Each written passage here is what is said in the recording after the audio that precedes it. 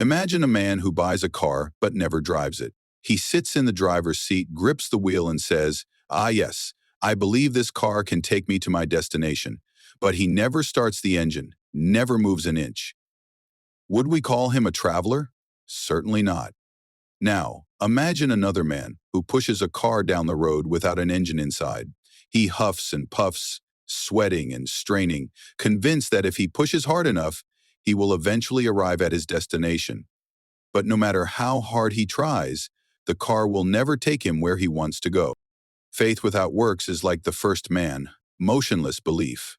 Works without faith is like the second, exhausting but powerless. The car was made to be driven, not just believed in or pushed along, and so it is with faith and works. Faith is the engine, and works are the movement that follows. Some people think faith and works are enemies like oil and water, but they are more like fire and heat. You cannot have one without the other. If a man claims to have faith but does no good works, we must ask, what kind of faith is this? If another man does good works but has no faith, we ask, where is the power behind them? A real faith, a living, breathing faith, moves a person to act. The farmer who trusts the rain will come still goes out and plants his crops. The soldier who trusts his king still goes out and fights for him. If faith is real, it does not sit still. It marches forward, it reaches out, it builds, it serves. But let us be careful. The moment a man starts believing that his works earn his salvation, he has forgotten why he works at all. A child obeys his father not to become his son, but because he is his son. A Christian does good works not to buy his place in heaven, but because heaven has already been bought for him. So let us not stand still in faith without action, nor run in action without faith. Let us trust fully and then act boldly. For a faith that moves no one is not a faith worth having, and works without faith are but an empty shell. The two together, faith and works, make a man whole, just as a beating heart and flowing blood make a man alive. Now, my friends, the question is simple. Are you sitting in the car without driving? Are you pushing without power? Or have you turned the key and begun the journey? Faith and works are often misunderstood as opposing forces, as if one must choose between them. Some believe that faith alone is sufficient, that mere belief is all that is required for a meaningful relationship with God. Others argue that good works are the true measure of one's worth, that what we do is what ultimately defines us. Yet, to set these two in opposition is to misunderstand their nature. Faith and works are not rivals in a contest, but partners in a dance, each playing its role in the great movement of spiritual life. Faith, by its very nature, is unseen. It exists in the heart and mind, shaping our beliefs, our trust, and our confidence in things beyond what we can see or touch. It is the assurance that there is more to this world than meets the eye, the certainty that there is a higher power guiding all things. But faith, if it remains alone, can easily become an idle thing. If a man claims to trust a bridge but refuses to walk across it, we would question whether he truly believes in its strength. If a soldier swears loyalty to his king but never lifts a sword in his defense, what value is his declaration of allegiance? Faith, when real, naturally expresses itself in action. A living faith moves a man to act, to step forward, to change the way he lives. Works, on the other hand, are the visible expression of what lies within. They are the outward sign of an inward reality. A tree is known by its fruit. An apple tree does not need to announce itself. It simply bears apples. In the same way, a man's works reveal what is in his heart. If love dwells there, kindness will follow. If faith is present, obedience will naturally flow from it. This is why faith and works must go together. One is the root, the other is the fruit. A tree without roots withers, and roots without fruit serve no purpose. To separate faith from works is to misunderstand the very nature of both. Many have struggled with this relationship, seeing it as a contradiction rather than a harmony. Some have insisted that works are unnecessary, that faith alone is what matters. But this view reduces faith to mere words, a shallow confession that requires nothing from the believer. If faith does not move a person to act, to love, to serve, to give, then what kind of faith is it? Imagine a man who claims to love his neighbor but never lifts a finger to help him. we would rightly question whether his love is genuine. In the same way, faith that does not result in action is an empty claim. At the same time, others have fallen into the trap of thinking that works alone are sufficient. They believe that by doing enough good, they can earn their way to God, that their deeds will buy them favor. But this is like trying to push a car without an engine. No matter how hard one works, without the power of faith, the movement is empty. A man can do all the right things, give to charity, help the poor, be kind to his neighbors. But if these actions do not spring from a heart transformed by faith, they are mere motions.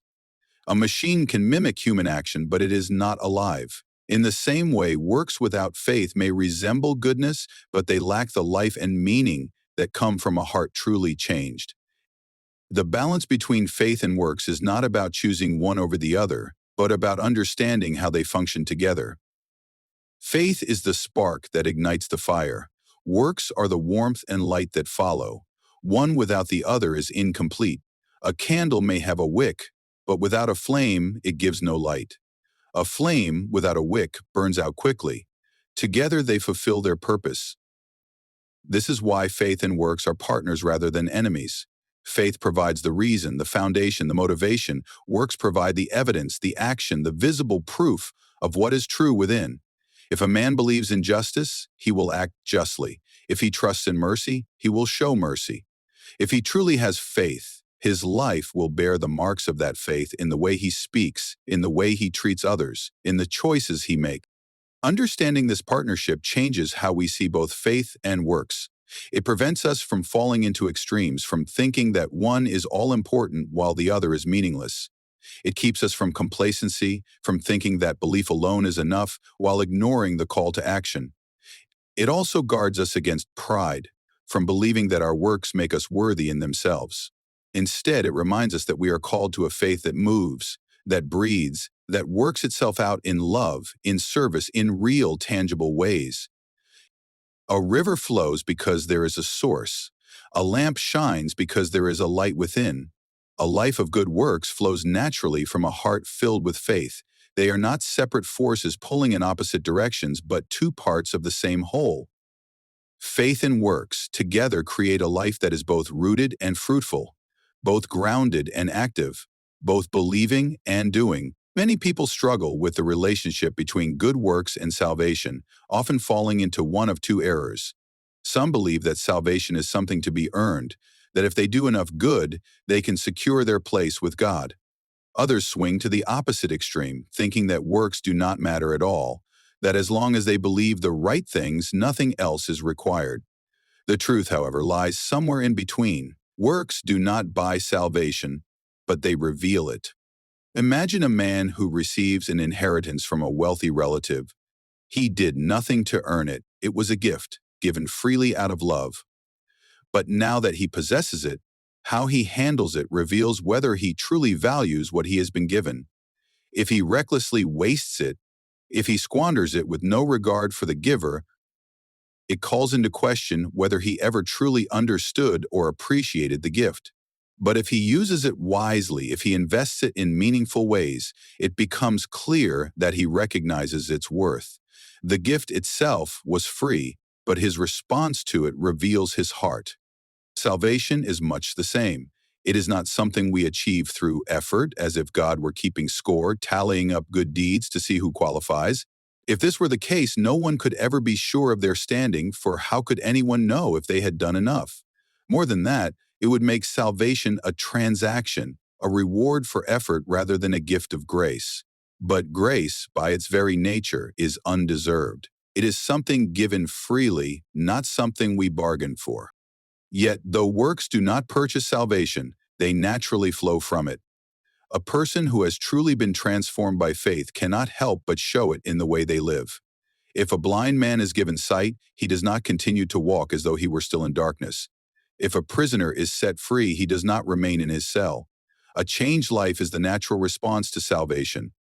It does not cause salvation, but it proves that salvation has taken root. Consider a tree. It does not bear fruit to become a tree. It bears fruit because it is a tree.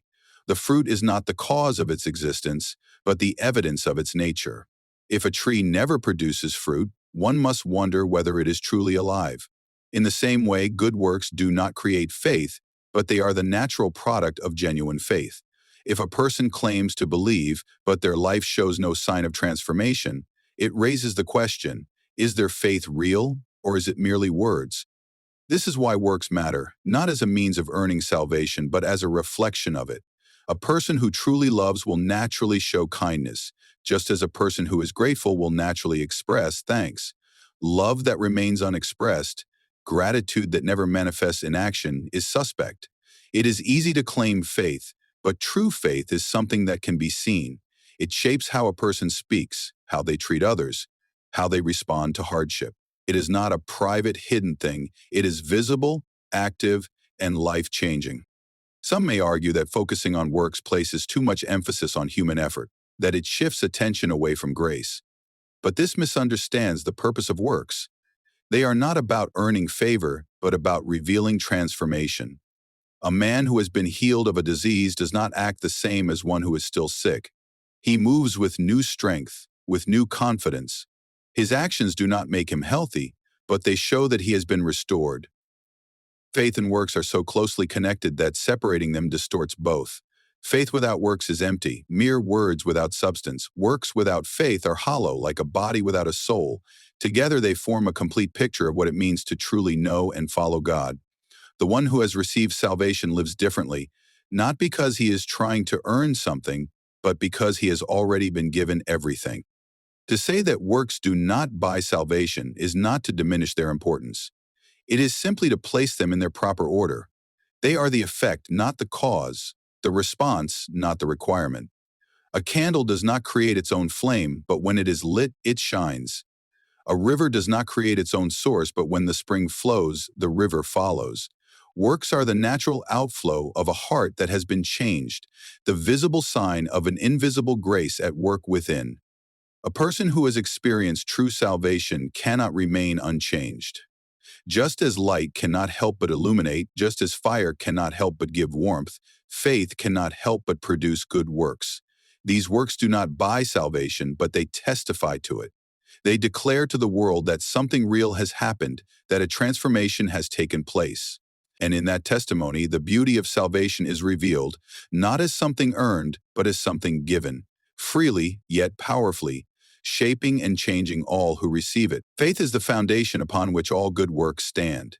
It is the starting point, the root from which everything else grows.